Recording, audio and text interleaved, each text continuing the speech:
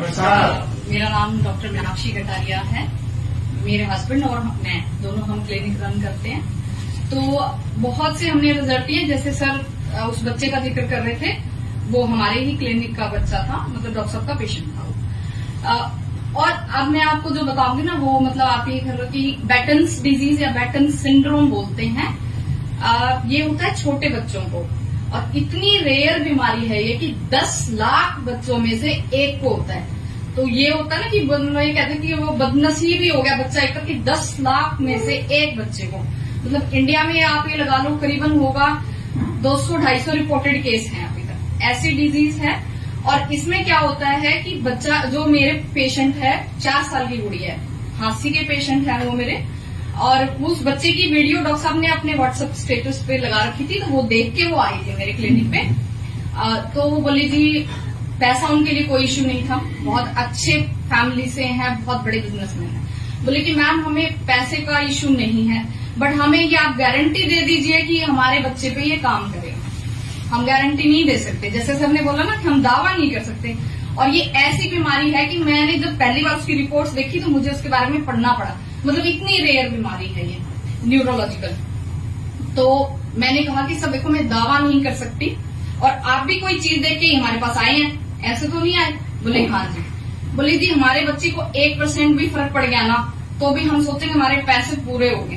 मैंने कहा ठीक है सर। तो वो किट लेके गए हमसे। छठे दिन उनकी वाइफ का फोन आया मेरे पास। बेसिकली मैं बीमारी बता दूं वो क्या होती है, धीरे धीरे बॉडी खत्म होने लग जाती है उसमें।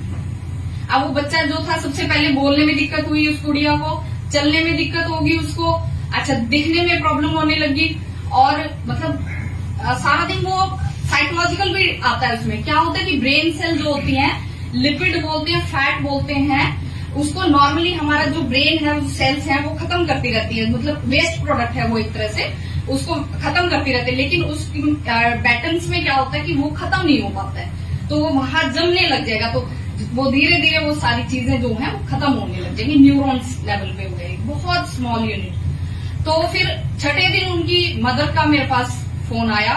मैंने कहा कि हाँ जी मैम बोलो। तो मुझे नहीं था, देखो छठे दिन तो हम कह ही नहीं सकते कि ऐसा हो सकता है। तो बोली कि मैम ना गुड़िया जो है वो खुश रहने लगी हमारी।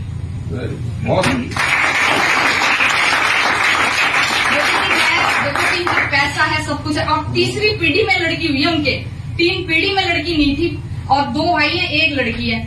आप ये सोचो कितना बड़ा वो है उनके लिए।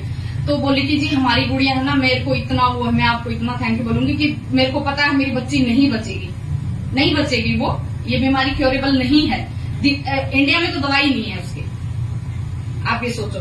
तो बोले कि ना क्योरेबल नहीं है मैम, मुझे पता है, लेकिन मेरी बच्ची जाने से पहले अगर खुश रह रही है, वो मेरे लिए सबसे बड़ी चीज है।